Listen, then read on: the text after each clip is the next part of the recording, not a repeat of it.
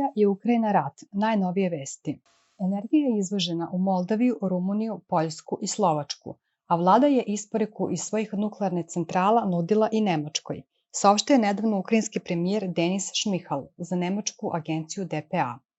Upravo izvoz električne energije iz Ukrajine pomagao je Evropi da snizi potrošnju ruskih energetskih izvora, a pošto Rusija uništava naš energetski sistem, time ubija i svaku mogućnost tog izvoza, rekao je ukrajinski ministar energetike Herman Haluščenko.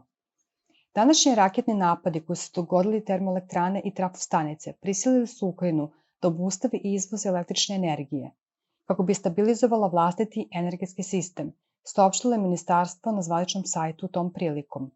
Ukrajinski ministar energetike rekao je da su napadi na energetski sistem bili najveći tokom cijelog rata. Povodom ovih udara oglasilo se i Ministarstvo odbrane Rusije, navodeći da su takođe pogođeni i vojni objekti.